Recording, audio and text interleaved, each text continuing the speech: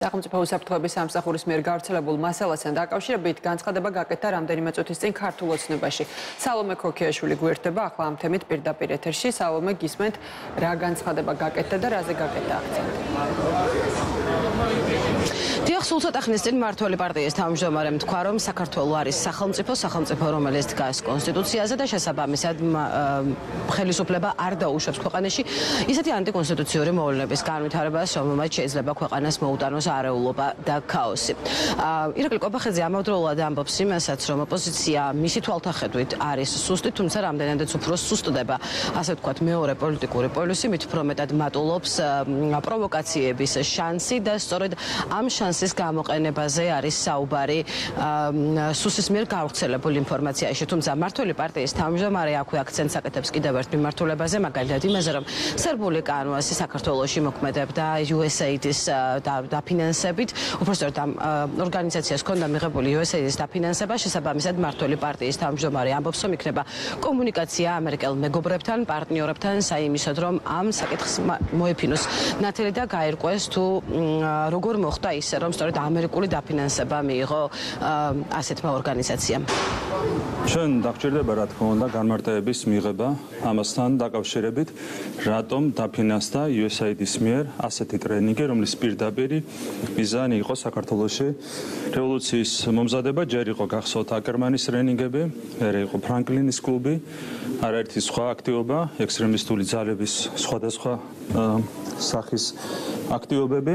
ახლა ხედავთ ასეთი ტიპის ტრენინგს, რაც პირდაპირ საუბარია რევოლუციურ პროცესებზე. სწორად აღინიშნა, რომ სათაური ამ ტრენინგების არის არაძალადობრივი აქტივობა, თუმცა სინამდვილეში ნახეთ, რომ აქ საუბარია პირდაპირ ძალადობრივ მეთოდებზე, რომლებიც რევოლუციის მოწყობის მიზნით უნდა იყოს გამოყენებული. თუ სცენარი რა არის? არეულობა, რევოლუცია და საბოლოო მიზანი ყველა ვიცით უკვე, რაც არის, ეს არის მეორე ფრონტი, რასაც ვერ მიაღწიეს 2022 წლიდან, როდესაც უკრაინაში დაიწყო ომი, თუმცა როგორც ჩანს, ეს მიზანი ჯერ კიდევ არ არის, ასე ვთქვათ, განელებული, აქტუალობა მას აქვს შენარჩუნებული, აქედან გამომდინარე, ხედავთ, რომ იგეგმება ასეთი პროცესები და კიდევ ერთხელ გავიმეორებ, განსაკუთრებით სამწუხარო ის არის, რომ ამ ყველაფრის უკან დგას USAID-ის დაფინანსება. ჩვენ დაგჭირდება ჩვენი მეგობარი სახელმწიფოს მხრიდან განმარტოების მოსმენა ამასთან დაკავშირებით. რაც შეეხება რევოლუციურ პროცესებს, ერთმნიშვნელოვნად შეიძლება ითქვას, რომ რა თქმა უნდა ამას სახელმწიფო არ დაუშვებს. საქართველო არის სახელმწიფო, სუვერენული, დამოუკიდებელი სახელმწიფო და ჩვენ გაუფრთხილდებით, რა თქმა უნდა, ჩვენს ქვეყანაში სიმშვიდეს, მშვიდობას და არავის არ ავარიანებთ, ბუნებრივია, ამ ქვეყანას არ დაუშვებთ არც რევოლუციას და არც მეორე ფრონტს. შეიძლება ყოფილიყო გამოყენებული საბაბად იმ სავარაუდო სცენარის განხორციელებისთვის, რომელზეც ბოლო ერთი კვირის განმავლობაში, მათ შორის დღესაც საუბრობს სახელმწიფო უსაფრთხოების სამსახური.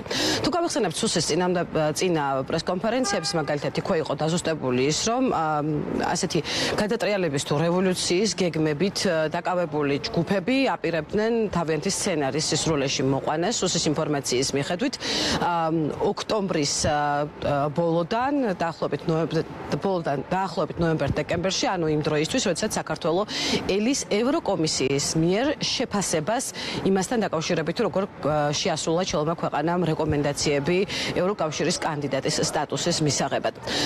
რა ფორმით შეიძლებოდა ყოფილიყო გამოყენებული ამ სცენარში ევროკომისიის მიერ გამოსაქვეყნებელი ანგარიში და რა მოლოდინები არსებობს ამ თემასთან დაკავშირებით? დღეს მმართველ პარტიის თავმჯდომარეს ჩვენ ეს შეკითხვას დაუსვით. ირაკლი კვებახიძე ამბობს, რომ ამ ნაწილში პროგნოზების გაკეთება რთულია, განსაკუთრებით მაშინ, როდესაც საუბარი არის იმაზე, თუ რას იტყვის ევროკომისია საქართველოს მიერ ვალდებულებების შესრულებასთან დაკავშირებით და გასცემს თუ არა რეკომენდაციას საბოლოო გადაწყვეტილების მისაღებად, რომელიც დეკემბერში უნდა დადგეს.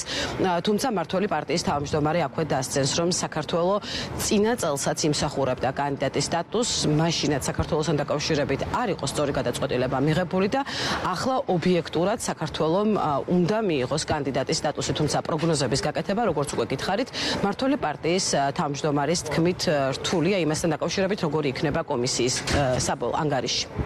თავარი არის, რა თქმა უნდა, ევროპული საბჭოს გადაწყვეტილება. თუმცა ეს გადაწყვეტილება გამოქვეყნდება 15 დეკემბერს და 15 დეკემბერი არის დაგვიანებული ახალი წელი. ახლოვდება ხალხში ნაკლებად არის ტემპერატურის აწევის განწყობა და ასე შემდეგ ზოგადადაც, ხო? აქედან გამომდინარე, ისინი მათ ხო არ ჭირდებათ მიზეზი არ არსებობს.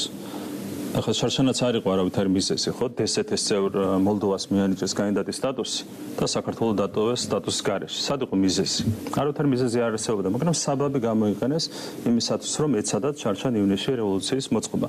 აქაც არ ჭირდებათ მათ მიზეზი, არანაირი მიზეზი ხო არ ჭირდებათ საერთოდ.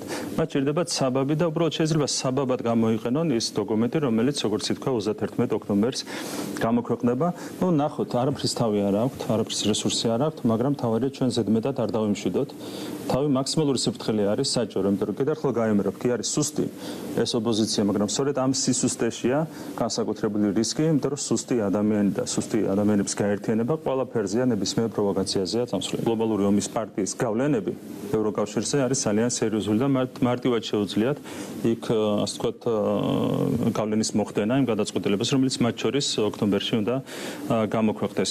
ერთი ვარიანტია, რომ ოქტომბრის ბოლოს რაღაც უარყოფითი დასკვნით სადონ რევოლუციის მოწყობა, მერე დეკემბერში შეცვალონ გადაწყვეტილება მაინც მოგვანიჭონ კანდიდატის სტატუსი. ძალიან რთული გასათვლელია გამომდინარე იქიდან, რომ კიდევ ერთხელ გავიმეორებ, გარე ძალებისგან არის სერიოზული გავლენა ევროკავშირის სტრუქტურებზე. შესაბამისად, ჩვენი მხრიდან პროგნოზის გაკეთება არის ძალიან რთული. ასეთი იყო მმართველი პარტიის თავმჯდომარის პოზიციები იმ სავარაუდო სცენარებთან დაკავშირებით, რომელზეც ბოლო უკვე ერთი კვირის განმავლობაში საუბრობს სუსი, მათ შორის შეგახსენებთ, რომ იგივე სერბული ორგანიზაცია კანვასის წარმომადგენლები სუსში უკვე გამოკითხეს. მადლობა სალომე ქოქიაშვილი იყო პირდაპირ ეთერში.